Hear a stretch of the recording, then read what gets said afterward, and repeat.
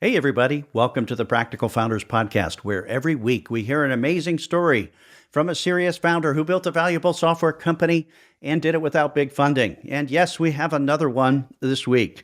This is reasonably crazy, a practical founder, as they are, Aaron Steffey of Propeller, who built some technology in the insurance space. I'll let him explain the corner of the insurance space that hadn't been digitized and automated and made easy and aggregated as he has done, built a marketplace, two-sided, and an amazing experience that took off with his bootstrapped software company. And he saw the race was on. He raised some practical funding and sold the company in just 4 years for a great exit. There was crazy persistence, love of his insurance industry that he came out of to solve a chronic problem, and some great luck as they took off on the COVID wave there. It's a great story from Aaron Steffey. Hey, Aaron, welcome to the Practical Founders Podcast. Hey, thanks for having me. Appreciate it. Yeah, I was digging in a little bit about what business you're in. I had no idea this even existed out there, and you supply tech for that. But let's just start with where you are in the world today. I am at a place called the Union League of Philadelphia in a business center in Center City, Philly Yeah, right now. yeah. So downtown Philadelphia, you're wearing a jacket today. You Yeah, we know, have some meetings today too, so yeah, it's like you're selling something, like the old days in the big cities, all that. Not too many software guys there. So you're in Philadelphia. I saw you went to Villanova up there.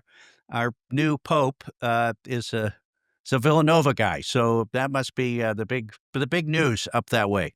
yeah, I actually live about 10 minutes from Villanova's campus, and my kids go to a Catholic school 5, 10 minutes away, so they almost got the whole day off school to celebrate. Yeah, we're And gonna have that new holidays. yeah, that's right. It's awesome. Well, let's get started on your business here. You're all spiffed up. You're selling something today, but you have grown a company in the insurance industry that is very tech powered. And I guess can you say you sold it, or would you say you sold it Yeah, last yeah. year? Yeah. Last year in March, we were acquired by a company called Arch Capital Group. They're a large publicly traded insurance group based in Bermuda. And we are now a part of Arch, which has been great because they were a very early adopter and instrumental supporter of us throughout the process. So one of your early customers, the big strategic that you helped a lot with your technology, eventually snapped you up and said, "We need this before our competitors get it." Something like Yes, this. maybe so to speak. They were not a customer per se, more Okay, of a capacity provider. So they were I the see. the paper on the insurance. When we sell our bonds, it'll say Arch Insurance Company, among others. Nationwide is Okay, another big partner of ours as well, and we still okay. work with many other carriers too. And you sold all of the company, you and your cousin Chris, who started the company together. You Correct. sold all Yeah, of it, they bought 100% of it. but you're still going downtown, putting on a jacket, selling something, working away, building this business. I guess you still have an interest to keep the thing going.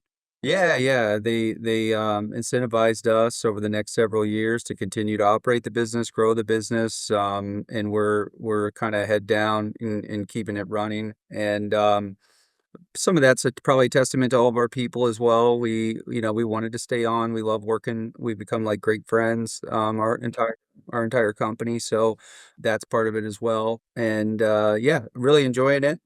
And continuing. And it feels, I don't want to say it's stress free, but it's a lot more fun for me personally to focus on just growing the business as opposed to bifurcating my brain constantly to raise money and Yeah. whatnot. And so just having that off the table and being able to focus on growth that's just where I'm comfortable and what I like to do. So you have a co-founder, your cousin Chris Colger. Are you the sales and marketing guy, and he was the insurance expert or the tech guy, or? Yeah.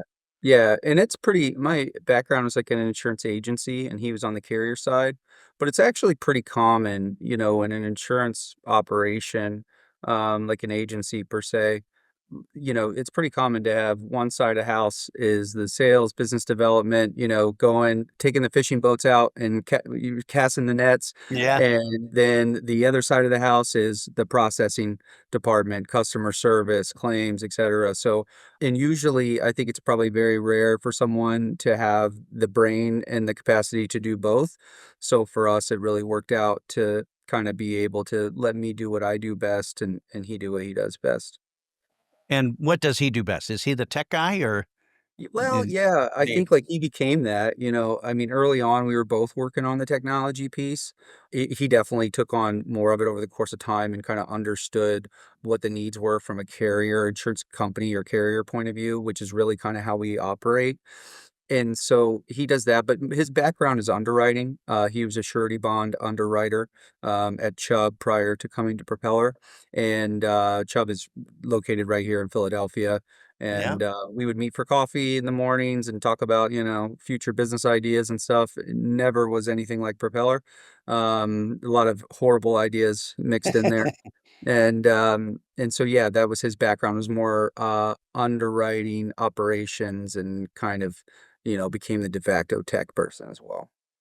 Well, you're in the, let's say, the big industry of insure tech, I would say, but it's this kind of weird niche within there that isn't very well known. I certainly didn't understand it before I met you. I hadn't heard about it even here. Yeah. Surety bonds, and there's a whole, complicated world around that, and it's Yeah. existed forever.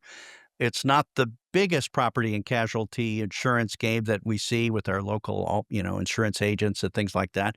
But it's a very important of how business gets operated. It's a little slice that happens everywhere. It's apparently complicated. So why don't you explain, first of all, what is this surety bond world that you jumped into? And then what is Propeller in that world? Sure. Try to make this fairly succinct, but a surety bond is essentially a financial guarantee.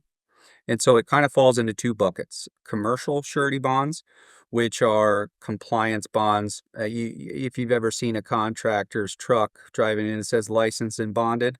Yeah. That would be the compliance bond that basically says, in order to be a licensed contractor with, say, the state of Texas or Pennsylvania, you would post a bond that says you're going to apply or you're going to adhere to the rules and regulations set forth in that bond agreement. And basically an insurance company posts cash. Some Yeah. people hear bail bonds, and there is some Yeah. similarities there. Yeah. But it's basically posting cash to say that you're going to do the right thing. So this contractor could post 10 or 25,000, whatever the bond amount is, or they can offload it to an insurance company and pay 1% of that annually, and we would post the money for them essentially. Then on the other side is contract surety bonds, which are, think it's outside of construction as well, but mostly mirrors construction. So Hmm. say, a school district in Texas needs to redo their fields or their tennis courts and their basketball courts or something like that. They would put that job out, and a lot of contractors would bid on it and say, XYZ contractor, here's, you win the bid, you get to do all this work for us for $1 million. Go get a surety bond. And what we do then is underwrite the contractor, their financial strength, and we would basically post the bond guaranteeing that that work gets done. So if this contractor goes belly up halfway through the project and just leaves all the courts and everything in disarray, the insurance company would step in. So it follows a lot of public work. Yeah. So school districts, municipalities, et cetera. And where we came in is really a distribution vehicle. We're in the insurance world, what you call an MGA or wholesaler. MGA stands for Managing General Agency. Yep. So we're this like little conduit between insurance companies and insurance agents.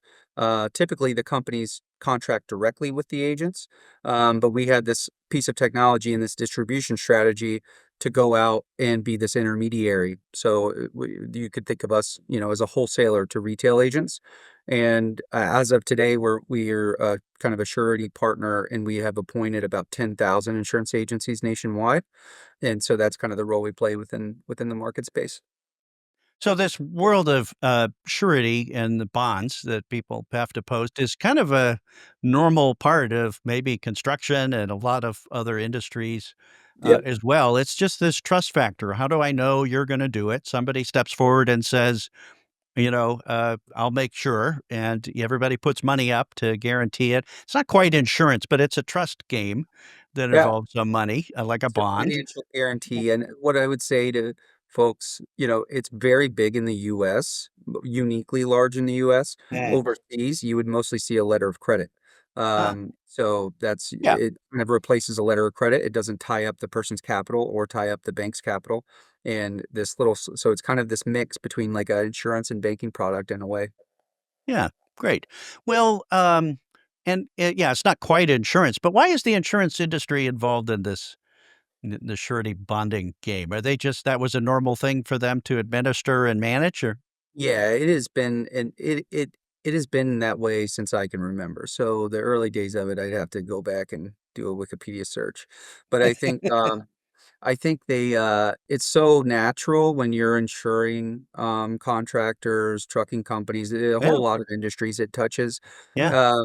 And so I think it's just a pretty natural bolt-on product for Mhm. that. And so they've been in it for as long as I can remember, and I think, like, their interest is also profitability. Yeah. It's an extremely profitable line of business for insurance companies. You typically would have to have something extremely systemic to result in a ton of claims. You can suffer very severe claims on large contract surety. So, the bridge they're gonna rebuild in Baltimore is probably gonna Yes. require, like, a $1 billion bond. Yeah. And, if that goes belly up, then that could take out, that'll probably be several layers of insurance companies working on it potentially. Mhm. And so, we do not play in that space. We in the what I would call transactional surety, so call it The like little guys, little mid stuff. Yeah. mid-size and below, and that was Yeah. somewhat due to my background, being an agent. Um, I would see that most insurance agencies don't do enough of this stuff to become experts at it or have someone in-house at their agency to fully focus on it. It Mhm. sort of trickles in with other business. That's not true for everyone, but for the vast majority of agencies, it is. And so what we kind of positioned ourselves as is like this bolt-on surety bond department for the 10,000 agencies that aren't, Aon and Marsh and whatnot to The be big able guys. to be their bond department. So Yeah. when a bond comes in, their hair's not on fire. They can just simply go online. It's a 1 minute purchase process the majority of the time, and they can print their bond off immediately. Or, So, are you more of a tech-enabled marketplace? I mean, we don't call Uber a software company, but it's a software-powered marketplace of yeah, rides, that 2 sides, right? I Is think that what you're doing? You're bringing the sides together and making it, like, yeah. a million times faster and easier? That's exactly it. That's Okay. exactly it. So I think the Uber example is a really good one actually. And so, at the end of the day, they're a transportation company, but powered by technology.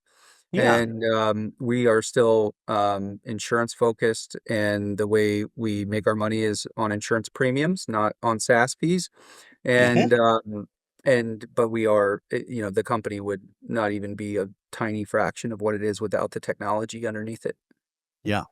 Well, and that's what gave you the opportunity. People have been doing this forever with stamps and I don't know, like, Yeah.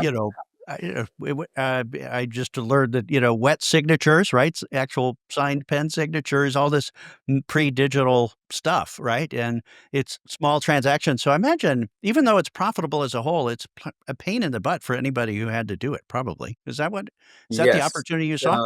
Yeah, what we always call it is death by a million paper cuts for a lot of Yeah. insurance agents. Oftentimes the premiums on these bonds can be like $100, $200. So these are small ticket items. And the commissions are relatively good on a percentage basis because they are so profitable. The insurance company can afford to pay higher commissions. But even then, I mean, on $100 bond, if your agency's making $30 and you're spending an hour doing it, it's a losing proposition.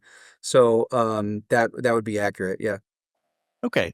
Well, you grew this company very quickly, and we'll talk about the history of it and the zigging and zagging and how you got there. It's an amazing story. And you sold the company last year and still working there with a smile on your face and, selling hard and building this thing to Arch Capital. Can you say about how much you sold the company for or how big the revenues were when? You sold the Yeah, company? no, we didn't make the acquisition public knowledge. Okay. And that was just by choice. We didn't feel the need to do that.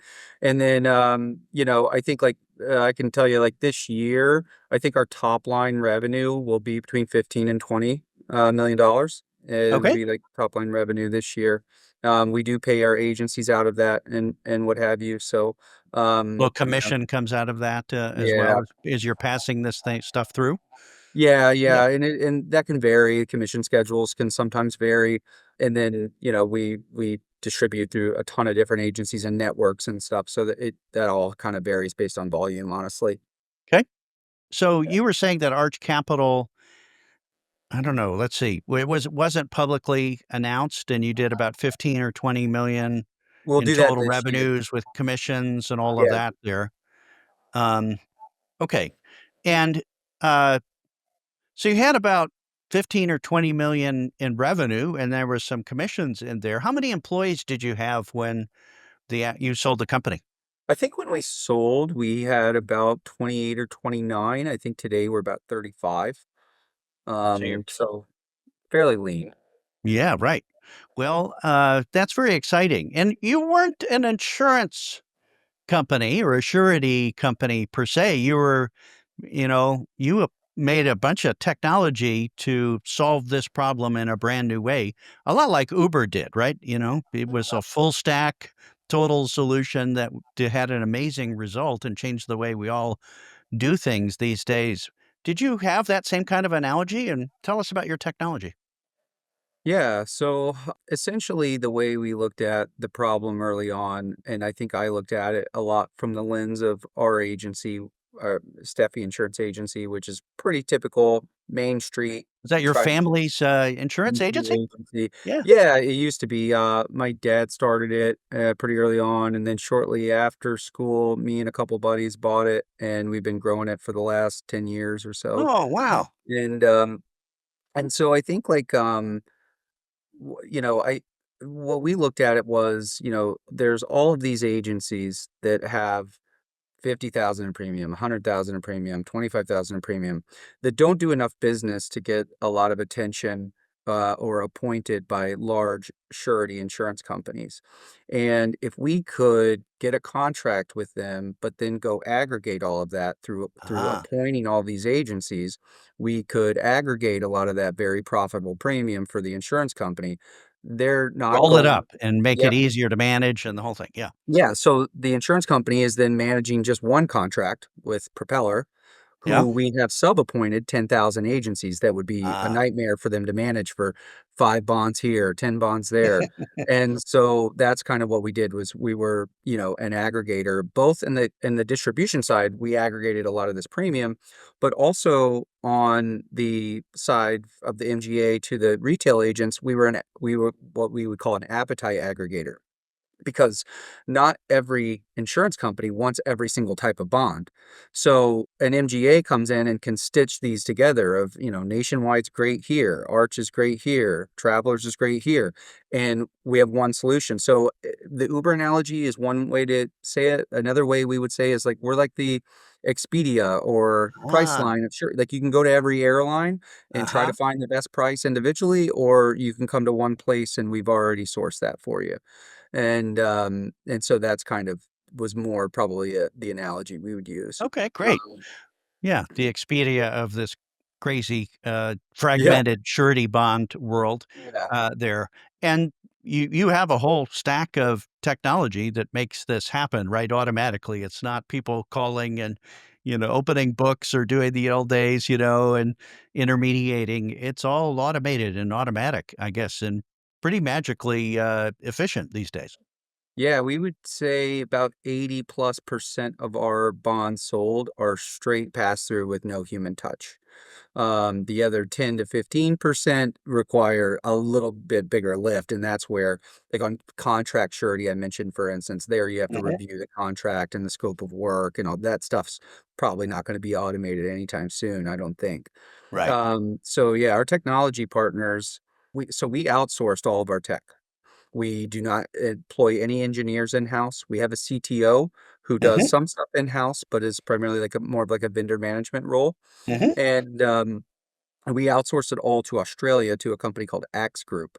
I met them as a potential client here in Philadelphia, working as a broker, trying to do reverse flow insurance, which is international companies coming to the US that want to get an office set up. Yeah. And Yeah. in order to, network and meet those people, you're usually networking with state officials, city officials. And so someone actually in Harrisburg at the state of Pennsylvania introduced me to Axe Group and said, hey, these guys are insurance software folks. They do a ton of insurance software in Australia. It's no code, and they're looking for their first customer in the US. And my kind of job was to court them, take them out in Philly, show them around, talk to them, and eventually they would land a big client over here. They'd build a nice little office in Philly out, and I would insure them. And Ah. that's how it was supposed to go in this Yeah. perfect world.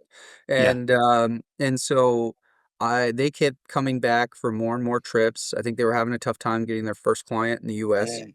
And eventually, we just became more and more friends. And we basically decided, like, hey, let's do a joint venture.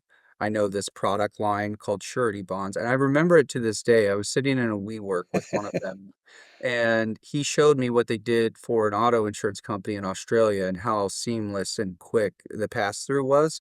Hmm. And I thought then and there, like, I don't know what the product is exactly at that time, but I know that there's got to be something here for an agent to do something this simple. At the time, I didn't even care what the product was. I just loved how seamless and streamlined it was. Yeah.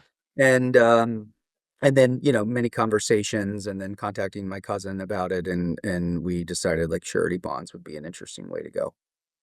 And what was it about the surety bond world for all of us out here that don't understand it like you did inside the business? Was it complicated and paperwork, death by a thousand paper cuts? I mean, how painful was it to do all this for everybody involved? And I guess Yeah. it's not even big enough that anybody would hear about it if you weren't in the industry.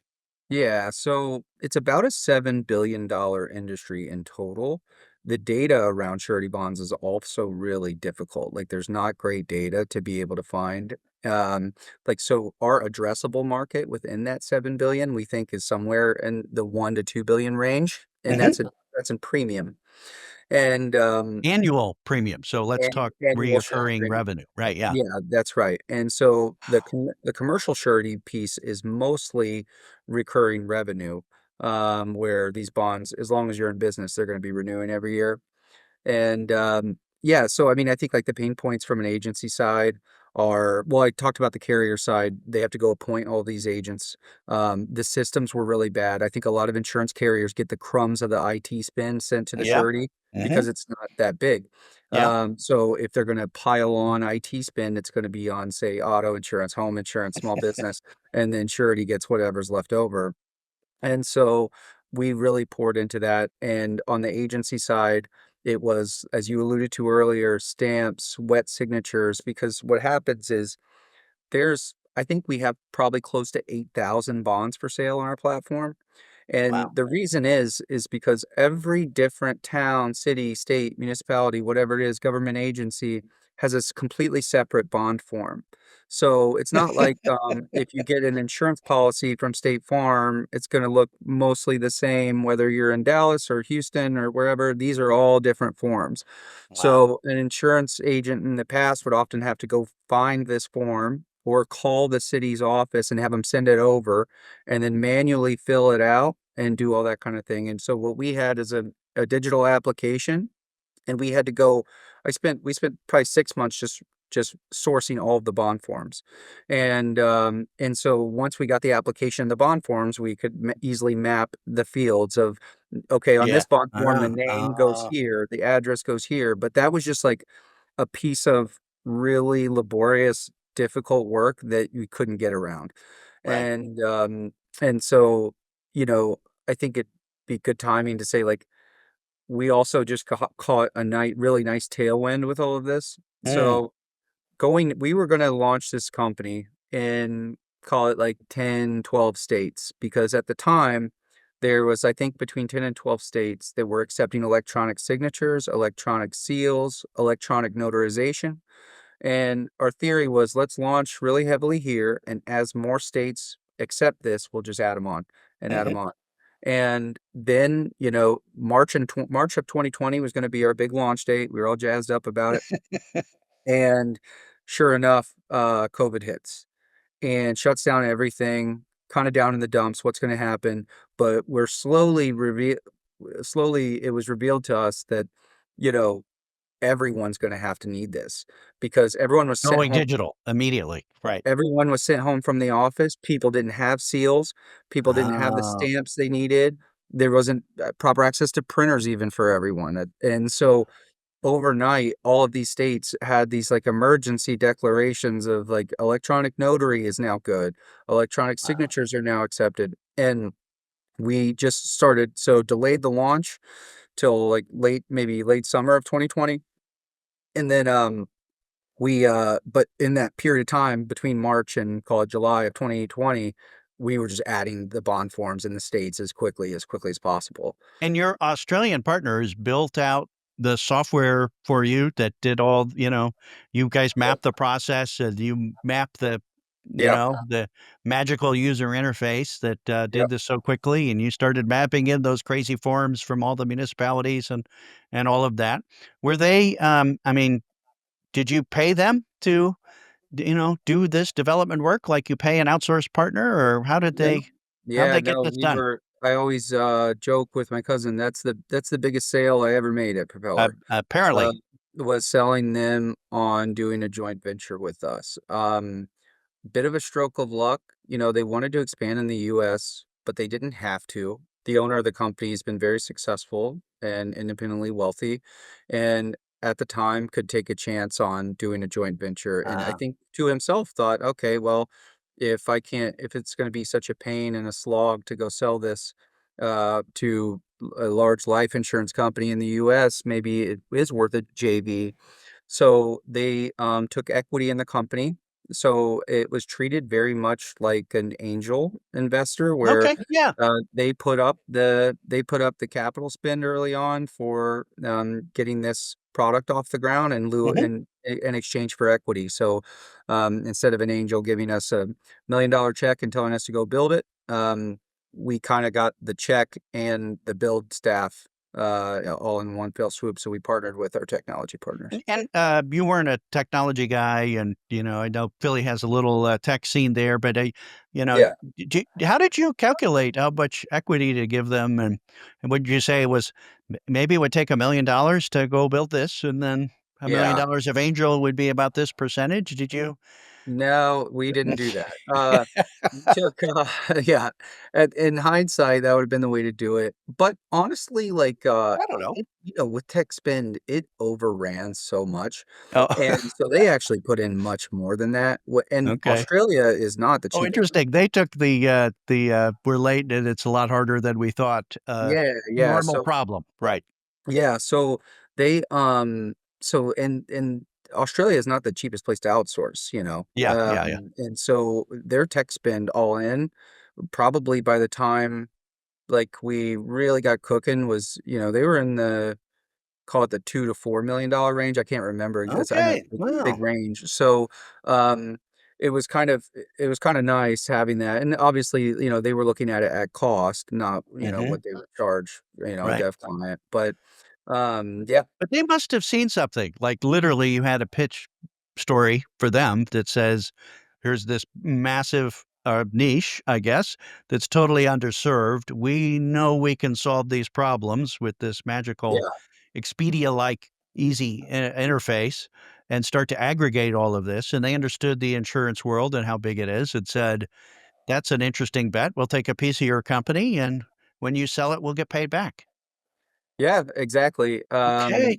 What they saw, I think, like, if I give my cousin and I a pat on the back, I think they saw that we were hardworking and genuine and knew what we wanted to do and would go after it.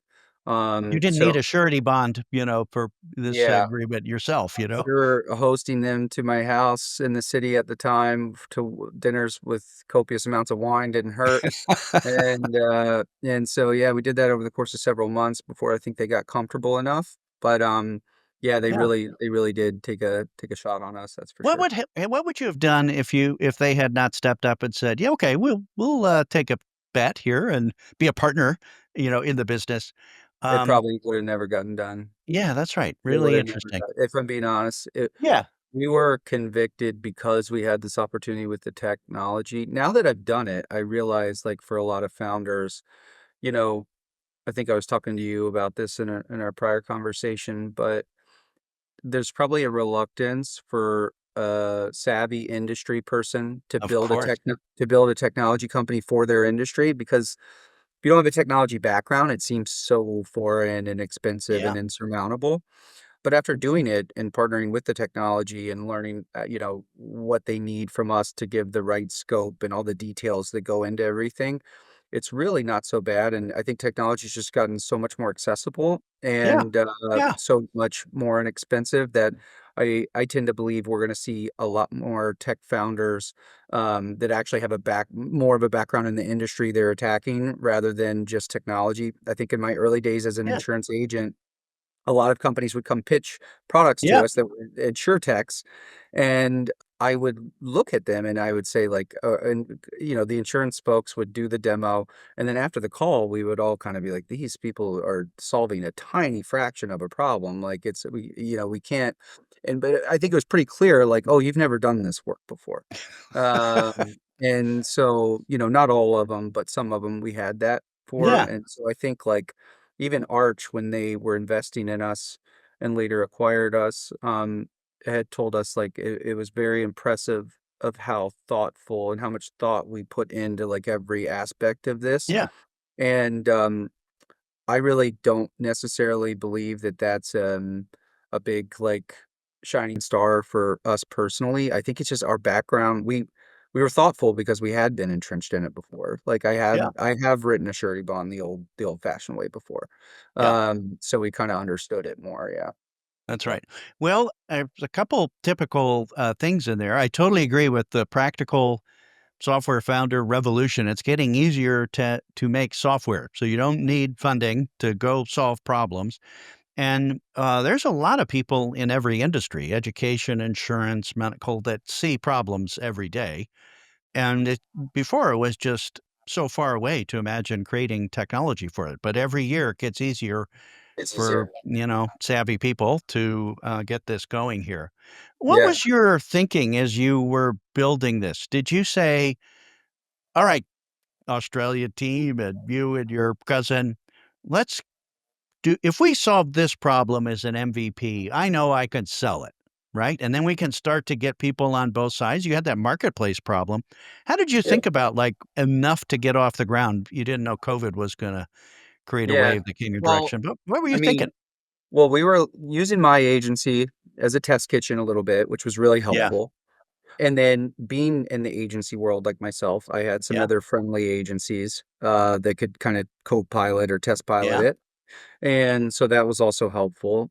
And then, once we got, like, a few bonds working and knowing what we're doing and we kinda just ripped the Band-Aid and just went Started after selling.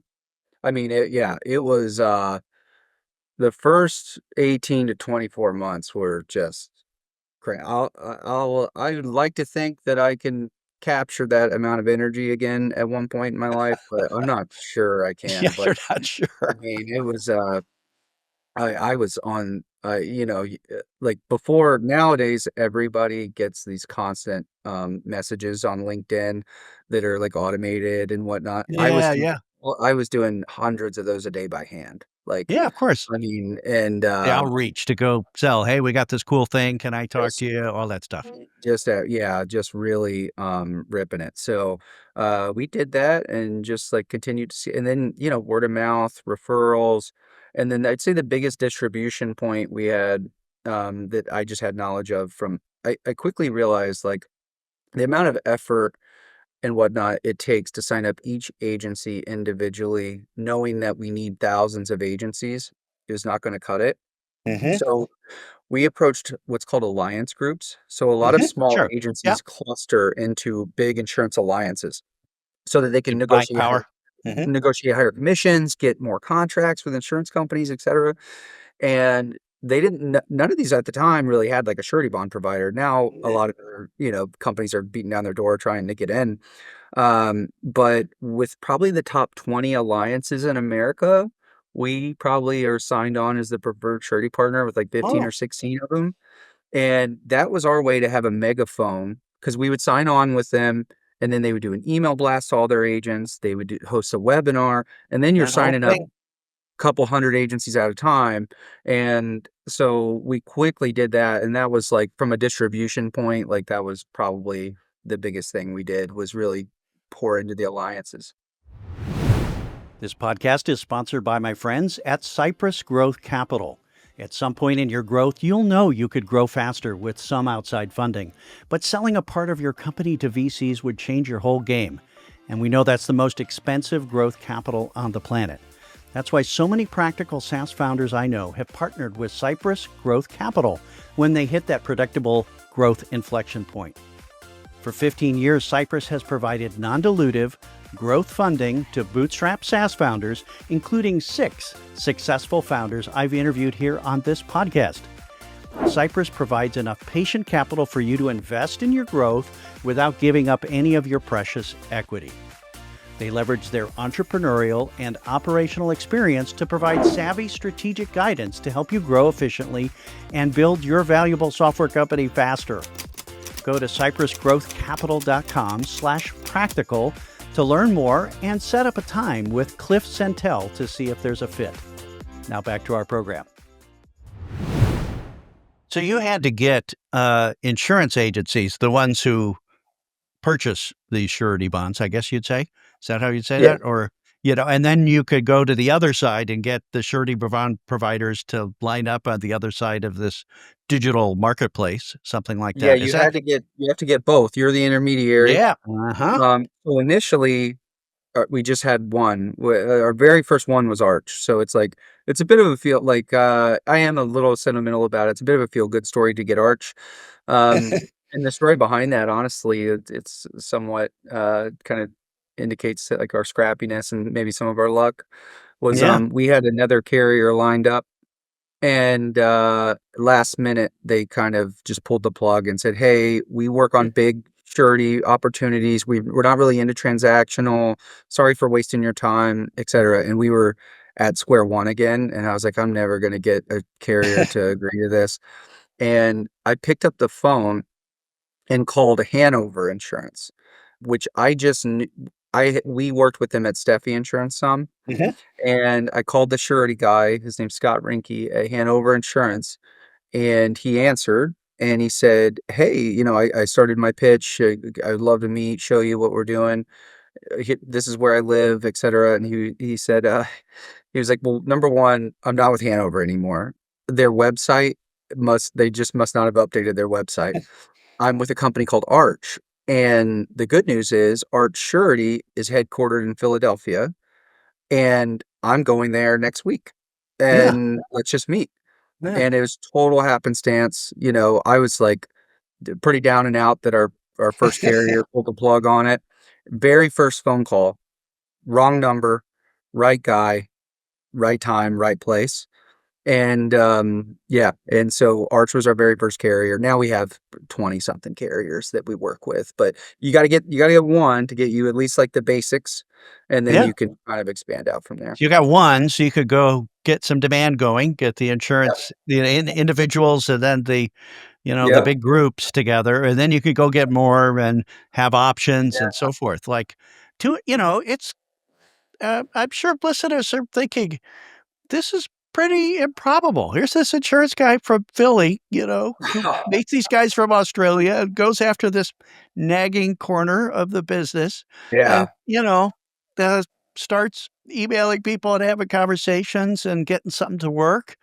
And Yeah. without any funding, you were up and running and starting transacting, or did you have a little funding? Yeah, Did you our and your cousin put some money in, or it was the full, like, yeah, we put in each, probably 100 grand. That yeah, involved, like, liquidating some 401k yeah, and doing that. It gave Chris enough runway for 1 year's salary. I didn't yeah. take a salary for, like, 2 years because I still had the Okay. insurance Thanks agency, for which was sharing helping. that. Yeah, Yeah, so, yeah, I didn't take a salary, I think, until 2023. yeah, And even then, very modest salaries. Even to this day, we take modest salaries, try to keep the company profitable, which our investors always really appreciated. I'm And sure. even when we would travel pretty heavily, that's died down a little bit, thank God. But I, even when we travel, I mean, we're cousins, so we'd split a room, this kind of stuff, stay in like some pretty gnarly places. But our investors always really appreciated that. Yeah, Like, very practical, right? they It doesn't want go to check. away. Right. Yeah, we're not staying at the Four Seasons every night on their dime just to go do the same meeting we could have done at the Holiday Inn. And just those little things, I guess, the name of the podcast, it's like, being practical in that Yeah, matter, I think is a really big value. And I think it bleeds through the company. Even I see a lot of our staff and some of the people that directly report to Chris are very, like, money conscious and really think about the ROI of things before they do them. yeah, And had we been just running and gunning willy-nilly, I'm not sure they would exactly be that way. right. Probably wouldn't be around. And you're kind of in the distribution business, right? You're taking a piece of the transactions that you're, helping to connect out there. And, distribution companies tend to be low margin, right? Yeah, And Walmart, is an example or something like yeah, that. And there's a lot of people make a lot of money in insurance there. As you got this thing going, right? It sounds pretty improbable. What was your pitch for insurance agency, insurance group?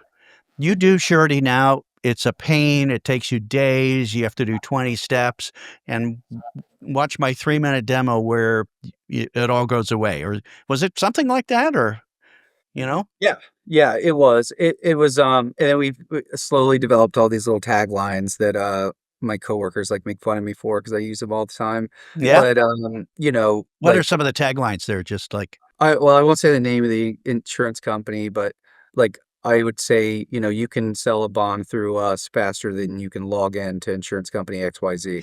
okay, Uh, that's fair. yeah, and we Probably true. our platform has no login. That was a big thing for us early on, is, like, insurance agents manage so many logins for all these carriers, and, it is a nightmare, and they, are constantly requiring you to change them and whatnot. So that was a big early thing I'll give myself a pat on the back for. Is I said day one, no login. And what that allows is it allows the agent to transact business, with the customer on the phone on behalf of them, or they can then put a widget or a embedded thing into their website, and the customer can actually self-service and buy bonds themselves. So then it's no touch. And You're transacting, it's a no log on or log in, but you're identifying them there. So you're getting a transaction. They're just getting through it like, oh yeah, my God. Like, yeah, yeah, yeah. well, we white label for our agencies, so it feels Okay. like if you buy a bond on the Steffey Insurance website, it feels like you're buying it from Steffey Insurance. Mm. We always used to say another tagline was we would talk about our white labeling, and we would say, "It's powered by Propeller, not overpowered by Propeller."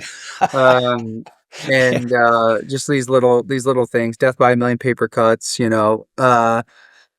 stuff like that. So yeah, we would I have totally some get it. fun with it. And one of my coworkers even made like a bingo card one time, and to see if Yeah. I could, like, get a bingo with all my little Yeah, catchphrases. I can imagine. Well, that's very common for these vertical industries where everybody's doing the same damn thing. And you could go Yeah, to somebody in California or Philadelphia, and they have the same frustrations and the same habits and the same fact that they hate logins and, all the big carriers, they know it's this very small piece of their business that they know it's really kind of frustrating to deal with, and nobody wants to invest in it. Is this why yeah, you guys, as the savvy little guys, were able to kinda come into this corner and, because it what nobody the big guys weren't paying attention to it?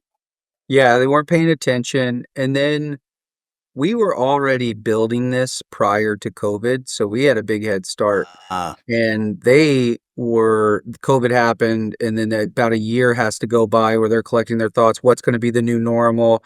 And Right. then, another, I guess, like, yeah, it's become a catchphrase, but we could kind of move like a speedboat and they're a cruise ship. Yeah, of And course. so we It's an knew old that one. we Yeah. had like a couple years runway to go appoint all of these agencies, as many as possible, get our name out there as much as possible before the big carriers started to make the A shift. land grab. Right. Yeah, there's still a lot of reasons to use us rather than going to each carrier one by one, et cetera. But that was a big thing for us, is like we saw like, hey, it's like for a football analogy, it's like the running back sees a window and you gotta get through it as quickly as possible. And Okay. so we kind of saw that window and just like sprinted through it. Well, and it sounds like a sprint, and maybe you were doing this sell all day and work with Australia all night, right? The late Yeah, yeah, about afternoon time yeah, zone, that kind of thing. and log on and we would work with them. But you did these, let's say, launch the company in 2020. I know you were working before that, so on the product. So this is like it's 2025, and you sold it in 2024. So that was like a 4-year sprint, you would say. It was almost exactly 4 years to the day. Oh Like, my I goodness. think we closed in March 15th of 24, and I think our actual founding documents were February 11th of 2020, or Wow. something along those lines. It could be Oh, later. yeah, that's kind of a Um, famous, time of the yeah, century, the date, right? We'll remember the yeah, big wars and when yeah, COVID, was announced in our neighborhood and yeah, yeah. all of So that. it was about 4 years to the day. Okay. So, what was the hardest part as you were getting this going? Was it building the software and the usual nightmare for non-software people and software people to go build something that's works and, users understand it, getting through all of that, the delays and the extra effort and so forth. Everybody deals with that. Was it the product or was it the distribution or getting these people to trust a little guy or what was the hardest part for you guys? I think probably all of the above, but just at different points. Early on, the technology was not bad. Like Axe did a great Okay. job getting it stood up, getting the MVP done, all of that kind of stuff. We worked with a guy there. He now is our CTO, but he sits in Australia, named Tom Higgins. He was an advisor for Axe Group, so he really knew the nuances of both our business and theirs, and Uh-huh. it's even to this day kind of serves as a conduit for that. The technology piece has gotten harder later as we went on and had to Mm. add more to it. And oh, we Uh, missed this. We forgot the about this. We didn't complexities. Yes. we didn't think we would do this. And when as he says, when you build a house on a foundation and then 2 years later say you want a basement, it Yeah. becomes a little more difficult. You got to try to really think through all of that early on. And then, the distribution to me is just fun. Like, I enjoy it, and look, I'm sure at the time I despised it, but looking back on it, like, you kinda romanticize about those late nights, like, just that you were, like, sending those messages. So distribution doesn't bother me. Sales, I've always loved. Yeah. I think, for me personally, raising money was the most difficult part, and then staffing, because early on, it's just you and your cousin, and then you're starting to amass more and more people and operate the company as best as possible, sell as much as possible, raise money, and then manage people, get them in the right place. It does become quite a bit. And the thing we learned with that, we were really fortunate. Our two first hires were incredible. And had I could see we didn't have this problem, but I could see where if you have a couple bad early hires, it could really screw up your progress. Yeah. And we were really grateful. So we hired two people that were awesome. So So let's talk about some money raising. You spent some time raising money. This is the Practical Founder podcast where they're not always just bootstrap or self-funded. There's raising some money. You didn't raise venture capital. I don't know if you even considered that or, no, the big, cool, software funding there for this crazy niche inside a niche business. But, you raised some pretty practical funding from, I think, some strategic investors in your space who saw what you were doing and wanted to get a hand in it. yeah, yeah. So we wound up raising about, I forget the exact number now, if I'm being honest. It was somewhere between $7 and $10 million. Oh my gosh. And that came we went to the VCs. We actually went up to New York and did this Okay. entire Yeah. VC road show, I would call it. and they were very much confused about what this is. Yeah. It's not a SaaS business. Didn't understand why it's valuable, why it's important, etc. But when we would talk to insurance agency or brokers, larger ones that can do this kind of stuff, or where the owner, Yeah. has capital himself, or large wholesaler, Amwins was a big investor in us. They're the largest insurance wholesaler in the country. And then our carrier partner, Arch, Yeah. that probably sees like, hey, let's keep fueling this company. They're delivering good results, etc. So we would find when we pitch a VC, it's kind of like, oh my gosh, this is a nightmare. Surety bonds, I don't even want to deal with it. And then Right. when we pitch an insurance, They're like, this is obvious. Yeah. person, they're like, yeah, they're like, this is so obvious. Yeah. And so we did it on what's called a safe note, simple agreement for future equity. It's kind of like a convertible debt note, Yeah. Uh-huh. with a cap and a discount rate. And I found out What was your about that. cap? Our cap was 30 million. Okay. And So, then, yeah. our discount was 25%, I believe. Yeah. And then so the cap wound up playing. And so I actually learned about what even a safe note was through accelerator we went through called Broker Tech Ventures. Okay. And that also gave us access to more distribution. And actually, two or three of the insurance brokers in Broker Tech Ventures wound up investing in us. I don't think they'll care that I say it's Heffernan and IMA. Heffernan's a big agency out in California, great people. Yeah. IMA is in Denver. The owner is Rob Cohen, and he's a mentor of mine to this day. I have a quarterly call with him and absolutely think the world of him. And he's just like really just such a calm, thoughtful person that I kind of needed sometimes. And so yeah, but there's many others. And what I would say, the biggest takeaway, I think, like if there's founders that would hear this, our check sizes for our safe note, the same safe note for everybody. And it was basically crowdfunded. The largest being Arch, the smallest being $25,000. Yeah. And I would tell you that some of those smaller checks were the best money we raised, that like outperformed the amount of money. It meant something to this person that invested in it. Maybe they had an agency, maybe they were a surety bond producer, part of an alliance or something like that. And the amount of like volume and distribution help we got for that buck was just They help incredible. spread the word, or did they become customers and partners? Yeah, kind of. Yeah, both, Okay. honestly, just kind of, Yeah. we call them propellers, but I get it. but I'm there. yeah, but Yeah. With you. yeah, they just kind of became evangelists for us a little bit and, helped steer premium our way and, we needed that sometimes. Well, And let so me that, ask you here. I'm sure founders are thinking about this. You had a development partner who didn't need any funding. I mean, you became part of the company as a result, a joint venture here, and you were a marketplace, finding demand and finding supply and getting a piece of that coming through, something like that. What was it that required you to raise money? I know it was a lot of effort and get your head around that, but what were you raising money for that you couldn't do whatever more slowly or more efficiently? yeah, so we couldn't do it slowly. Like I mentioned before, we had this Ah, gap of time that we had to just go. We couldn't get 10,000 agencies on a shoestring budget. I wish we could have, of course, but we had to be practical and yeah, realize that, this is not going to be possible. We bootstrapped as long as we could. I don't think we yeah, raised money for the first 2 years, maybe, or yeah, first, it was before that, maybe like year and a half, call it, or something like that. Like I'm off now. yeah. But so we had that, and then also the development partners at some point said, So yeah, okay, right. Okay, yeah. here's yeah. So there's Okay. the one you were probably looking for.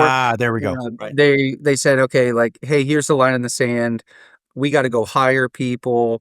We have to, Sure. in the Yeah. early days, I mean, we were selling like, I mean, it was nothing. It was maybe 5 bonds a week. I remember I went on a vacation and that was pre-planned, of course. And I called my cousin and was like, how many bonds we sell today? And he was like, three. Like, you might be able to get a shrimp cocktail tonight. Yeah. And now we sell like over 300 bonds a day most time, a lot of times. And I think last month we were like well over 6,000 bonds in the month. Wow. But for that first year, I mean, it was slim pickings. Yeah. So anyways, yeah, probably just a lack of future funding for development, which continuously needed to happen. Well, the And then, race is also important. And if yeah, you get district. in a market, some markets, they can go as slowly as the market. And even if you try to VC fund getting there faster, the market doesn't move and you waste the VC funding. Mhm. But sometimes the old fashioned way is it's a race and whoever gets there first wins, Mhm. or the top three, right? The Uber, Mhm. Lyft, and what else do we have, right? Yeah. So, even though there was many of these. So, yeah. Did you feel that like when you were in it saying, okay, it's a simple story. The other one's got to do the same thing. So you didn't invent surety bonds in this whole process. You just invented the digitized simple approach, which Yep. wasn't unique to you in the long run, right? 10 years from Yep. now. And So, the same thing you said with the Uber, Lyft, and who else. We specifically said that, like, we need to yeah. marketing was really important for us. Uh huh. And prior to that, I was maybe a little cynical about marketing sometimes. And Well, insurance agents are cynical about marketing. yeah, There's no guy. Yeah. in our case, it was so instrumental, and, we became the name of, Okay. Propeller, synonymous. Great name. We Yeah. even trademarked the tagline, which is "We are Surety." And so, now we're starting to see more and more carriers like, "Oh, we have a white labeled this, and you can share these links," and kind of like some, but now, like, we've gotten so far ahead of that that it feels like we solved or we got our place in the market. If today we only had a couple hundred agencies and big carriers were starting to announce that, our differentiation would not be You'd be as late. yeah. Yeah. So it was I very get it. much a first to market kind of strategy, and we were first by a mile. Right. And That used to be the old VC game. I mean, there was a reason to get VC funding. You needed the 20 engineers to build the version one of the product back in the old days. And Mhm. then it was a race to be the one, two, or three in any market, CRM or ERP or small business accounting or anything like that, right? QuickBooks, Zero, and who else? Yeah, Yeah, right. So, yeah, one and two, Google and Yahoo and what else? And the same thing is playing out right now in AI, ChatGPT, yeah. You got Claude, a few who players. else, right? Yeah. Even Gemini is having a hard time and Grok Mhm. and X. So we're not gonna have room in our heads for 10 of these, right? Yeah, I totally. And if we get the insurance ads, here in the States we have the Geico Gecko and, all Yeah. of these things just to be top of mind, Yep. to win the game. So Yeah. you grew fast and you started to grow faster solving this problem.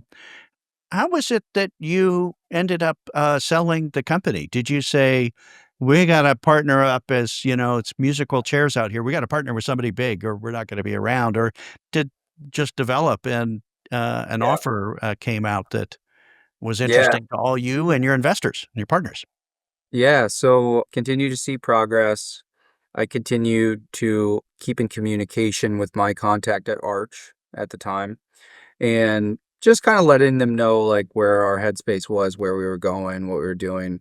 And we were at a point where we were going to have to raise some more money.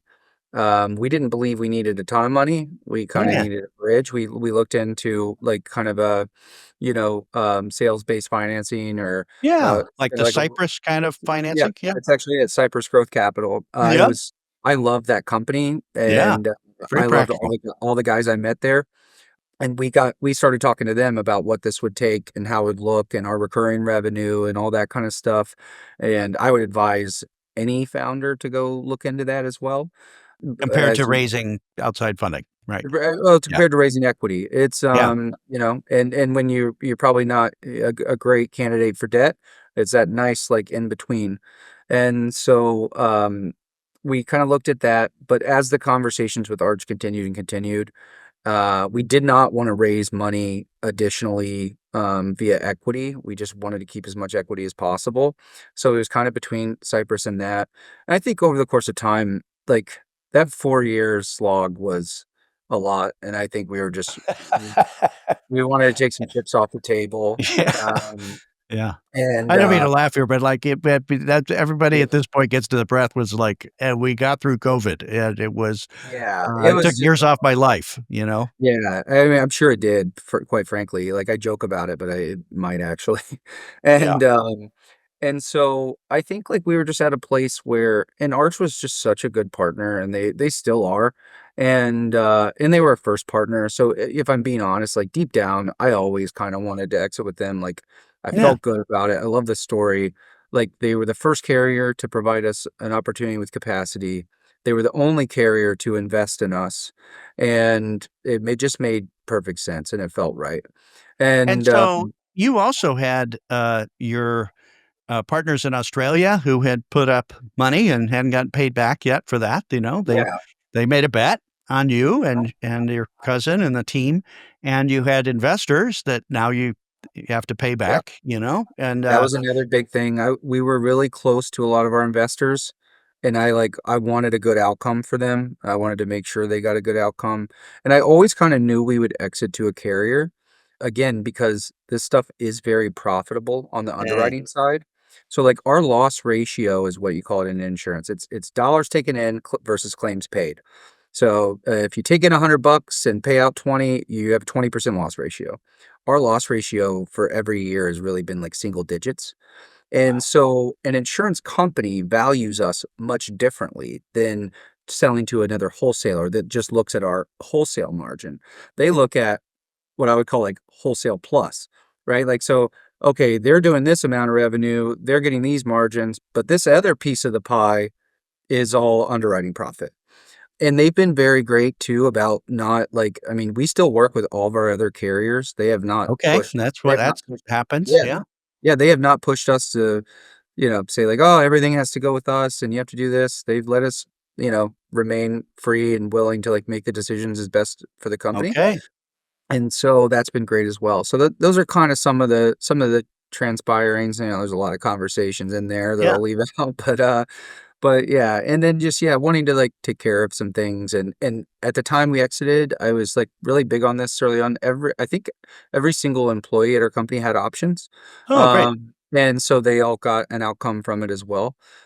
Which I wanted that for them. So I don't know. I wanted to walk yeah. away from it and just say like, hey, everyone did well. Everyone's Yes, happy. right, that's a lot of The weight to rest carry, a lot of mouths to feed I think and that too. I yeah, have 3 small kids at the time, like, juggling small kids, doing all this kinda stuff, like, I think just, like, the burden of life and work and all the kinda stuff, I definitely, like, needed a break, so, yeah, it yeah. was the right thing to do. Well, you're I'm still still working and still smiling there, but it's a different kind of weight when, wait, yeah. yeah, It's a you're not having and to the make raising payroll. yeah, the raising money. I mean, the stress when you have 2 pay runs left and you're waiting for the money to come in from the investor. They said they would get it to you, but Yeah. to them, it's not as big of an issue as to Yeah, you. of So, course. can you get it today? Yeah. And so those kind of moments are like, ugh, I would love to never live that again. So, did you get in the range pretty quickly that there's an offer that would be great for all the partners and investors involved and you and Chris and everybody, there'd be enough Yeah. pie to go around. So this is part of the problem with investing, if you're doing it impractically, is big rounds and big valuations. It's almost impossible, or it's very rare to clear, the 1 or 2 rounds later and still have money left over, because it was so expensive, but you raised pretty practically, so this was you said a 30,000,000 cap, but when you hit that, it was more than that, and there was money left over for everybody involved. Yeah, we wanted a certain multiple of return to all the investors, and the company was still growing, and so we wanted to be incentivized by the acquirer to stay on and Okay. keep it going. I talked about that at the beginning, so that was Yeah. important, and so yeah, just kind of had to like feel that out and just get everyone comfortable. And I talked to like not only our board, but I talked to several of our very important investors about it. Like basically, like, would you be happy with this outcome? Like, because I Yeah. want you to be happy. Yeah. And it was such a short. Of course, everyone wants it to just keep going, and you could just, Double like down. Yes, you right. can hammer yourself away forever. Yeah. But I think because it was such a short run, everyone was like pretty happy with it. Like the there's probably not a lot of investments they're gonna do in the future where they like 2 to 3 or 4x their money in 18 months, you Yeah, know. you beat almost all venture funds, which Yeah, I read today in a Silicon Valley Bank report that a venture fund is now estimated to go 15 or 20 years. It used to be 8 to 10 years to get yeah, the payback because these things go so long. So yeah, congratulations with all of that. I could see just kind of the weight as you're talking about going back in time and feeling this and the smile now.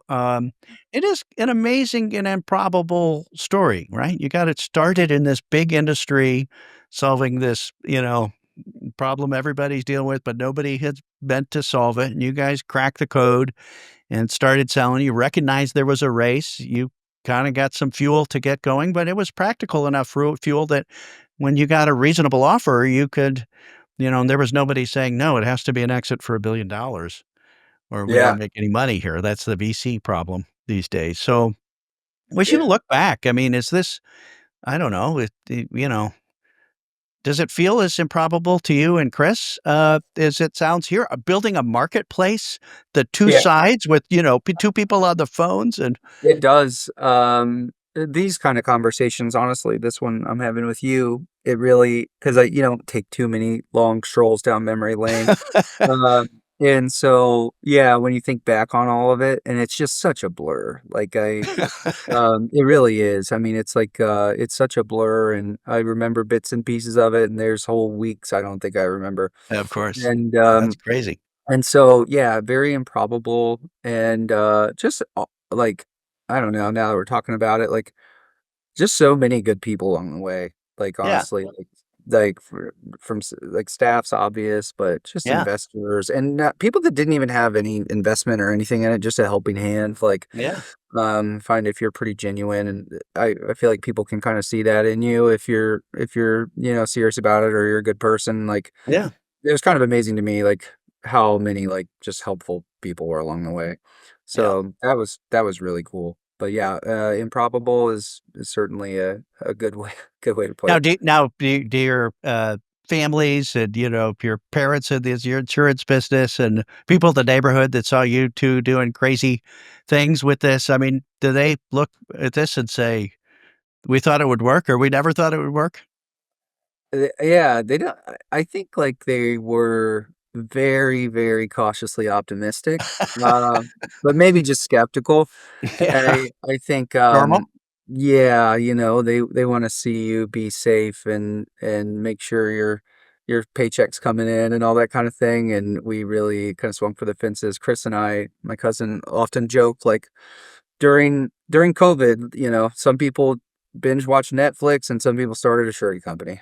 Yeah. Uh, and Well, so, that's practical founders. We're reasonable, but there's a crazy side. Founder means crazy. It's not yeah, normal. Onto this whole big bet, these 2 guys are gonna change the yeah, insurance industry is not normal, yeah. Aaron, Now we gotta just to figure out let you know, right? yeah, just gotta figure out it's a weird bug too, trying to think about what you're gonna do in the future. I Because once you go know. through this, it is an addiction. Like, I get it. I get it's, it. nothing's gonna quite feel like that. You kind of in a very small way, you kinda probably feel what it feels like for, like, an athlete to retire after Yeah. they've had their identity and been Yeah. rewarded Uh-huh. for I get this it. thing they worked so hard for, and then it's like, Yeah. now I gotta just go figure out what I'm doing next." It's a And little can bit I ask about how old you are? Like young 30s, something? no, I wish. Thank you for saying that, though. Yeah. I just turned 38 in Oh, March. okay, great. Yeah, Yeah.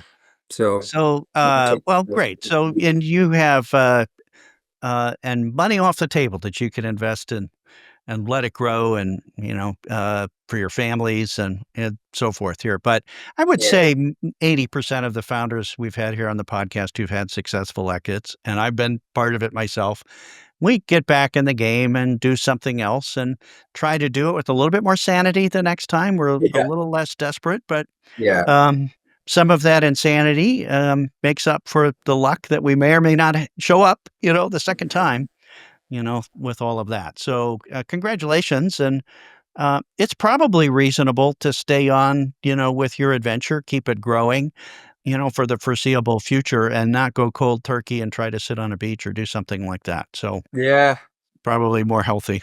Yeah, it keeps me sane, and I like being connected to the business, and, we just, now we've become, like, even with the folks at Arch, have become really close with several of them and everything, Yeah. so Yeah. it's a nice little family we got going. That's what you're going to remember 20 years from now. You're going to kind of like having young kids, right? You're going to forget the long nights and the Yeah, crazy travels and the insane stress and so forth, but you're going to remember the people and yeah. the opportunities they had to build careers and the opportunities you had. So, Aaron, I ask all the founders here, what is the most common advice they have for if you were talking to a crowd of these practical founders as you are now? What is a common advice to from your perspective in the way So, then looking I would back love to give that you would you share? Yeah, well, I would love to give you, like, something earth-shattering you've never heard before, but it's probably the most cliche thing, um, is really just endurance wins, and I mean, the whole thing of, like, getting back up after you're knocked down, yeah, that everyone says, I mean, I had to just live that so many times, so many no's when it came to, our first carrier pulling out, or, "No, I don't wanna invest. No, I don't wanna use your Surety One product." Like, there were so many times where I wanted to give up, and same with, my cousin, and that's where, like, had we not founded the company together, I don't know we would've, because there's probably times I that's would've just given up, but as Mhm. long as both of us weren't on the floor, you know? Right. So, we would have to pick each other up at different times when we're like, "Okay, total failure, let's just cut bait and get out of here." The other person usually was more sane at the time, and so we kinda drag each other along, but that would be, like, I think to be a successful founder, you have to have a pretty high pain tolerance, and endurance Yeah, wins. yeah, I gotta You keep have going. to, like, just keep pushing forward. It just sounds so cliche, but and I feel like you can only talk about it educatedly in hindsight, because at the time, I did not want that, but now looking back on it, just, like, continuing to kinda pound your head against the wall until something happens. Well, what I say about that, I totally agree, but, these really hard things, right, and kinda crazy bets, right, before the luck is obvious in hindsight, uh, it's why there's an opportunity. That's why normal people won't do it. Yeah, That's why big companies won't do it, is, that's right. all of that. Normal people won't jump out and get punched in the face 10 times a day to keep moving forward because 'cause they're Yeah, so excited about it, so yeah. it's amazing story. Aaron, I really appreciate you sharing your story with us here on the Practical Founders podcast, this amazingly tech-powered marketplace that's changing, a small part of this big, insurance agency. And, you're continuing to grow that business. Thank you, Greg. Thanks for having me. Appreciate it. You bet.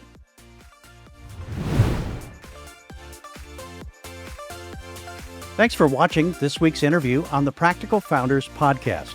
Be sure to like this episode and subscribe to the Practical Founders YouTube channel to keep up with my weekly in-depth interviews with serious software founders who are building valuable software companies without big funding.